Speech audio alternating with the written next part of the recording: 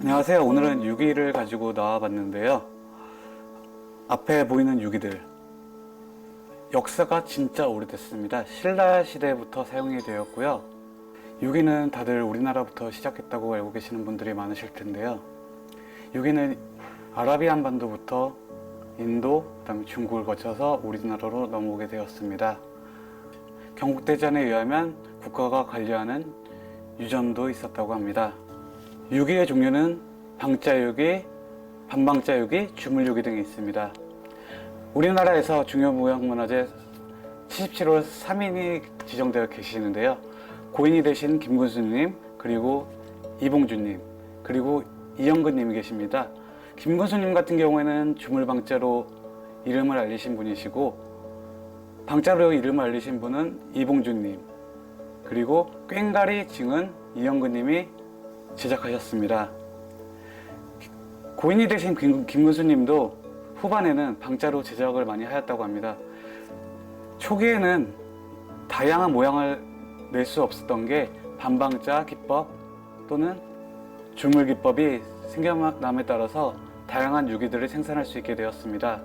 안성의 유기가 유명한 이유는 경상도와 전라도를 통하는 해남로와 동래로가 있었기 때문에 안성이 주요 길목으로서 안성이 유기가 발달된 이유기도 합니다.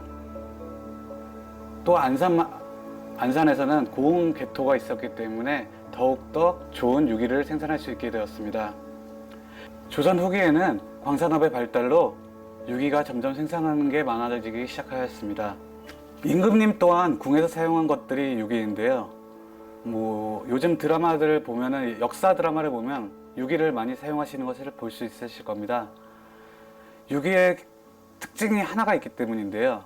유기는 금색 자체가 불을 상징하는 부분도 있고, 독을 검출할 수 있고, 그리고 부패를 한 음식이 만약에 담겼을 경우에는 그릇의 색깔이 변색되기도 합니다.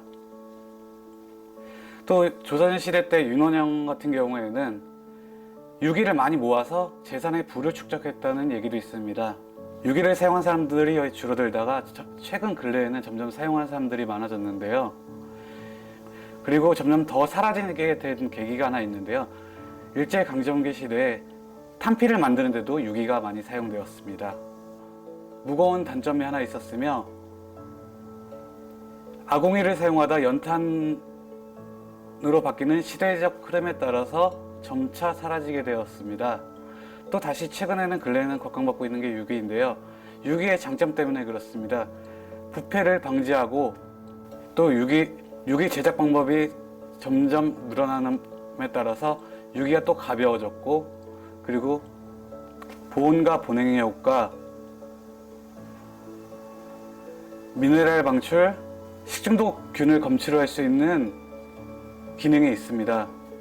그리고 유기는 색깔이 금색이기 때문에 중국에서는 황제의 고귀함과 위엄, 그리고 불을 표현하기 때문에 중국 바이어들에게 선물하시기에 가장 좋은 상품이기도 합니다.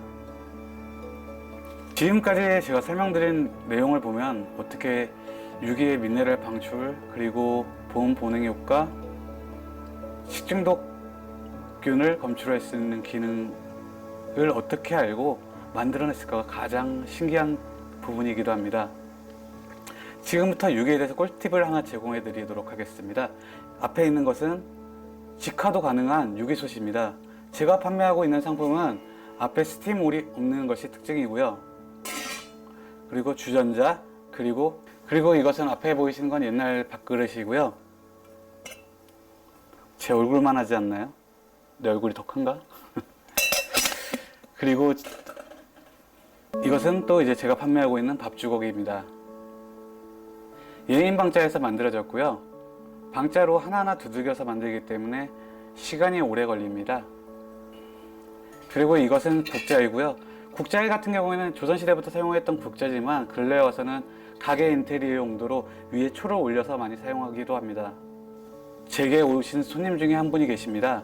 그분은 서울 모대에 수간호사님이었는데요. 아이가 아토피가 심해서 이것저것 다 해봐도 안 돼서 일단은 유기가 좀 도움이 되는 것 같다고 해서 직접 저희 매장까지 방문하셔서 사가셨다는 제품입니다.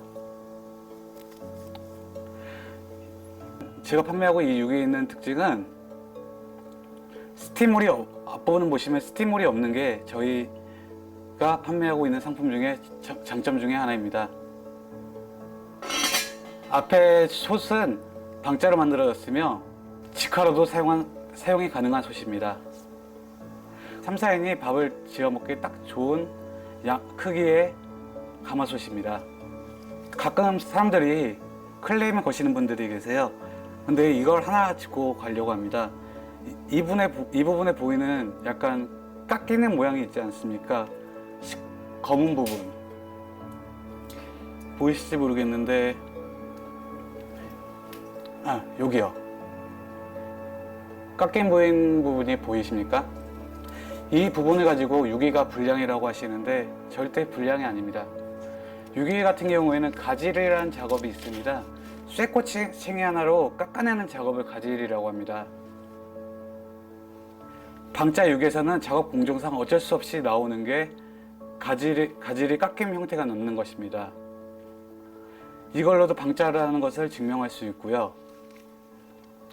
가질이 생겼기 때문에 다양한 모양도 생산이 가능하게 된 것도 사실입니다. 그리고 또 한 가지는 어떤 분은 무광을 찾으시고 어떤 분은 유광을 많이 찾으십니다. 무광의 경우는 제작을 다 완료한 이후에 공업용 수세미로 한번 닦아낸 것이 무광으로 나오고요. 사용하다 보면 사용하다 보면 유광의 색깔이 나옵니다. 공정을 한 번 더 입혔다고 생각하시면 될 것 같아요. 사용함에 따라서 색깔이 이제 수세미질을 많이 했을 거 아니에요. 그래서 제가 일부러 옛날에 사용하던 주전자를 한번 가지고 나와 봤습니다. 보시면 반질반질하죠. 그리고 약간 방자의 느낌도 살아있을 겁니다. 물론 주둥이 부분도 방자로 만드는 것은 아닙니다. 이 부분은 어떤 주전자든지 유기의 경우에는 이 부분을 용접해서 접합할 수밖에 없습니다.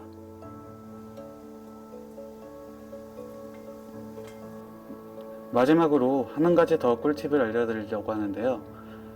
유기의 경우에는 가짜도 많습니다. 그렇기 때문에 잘 구분해서 사용하셔야 하는데요. 유기 주전자 같은 경우에는 안쪽을 보시면 깨끗하게 보이는데 중국 주전자 같은 경우에는 이 안쪽의 부분을 잘라 가지고 접합한 게 보이실 겁니다. 그걸로 구분하시면 될 것 같습니다. 이것으로 이제 유기의 설명을 마쳐볼까 합니다. 다음 상품은 어떤 상품으로 준비해야 할지 여러분들께서 골라주시면 그 상품을 한번 가지고 나와서 보여드리는 계기를 갖도록 하겠습니다.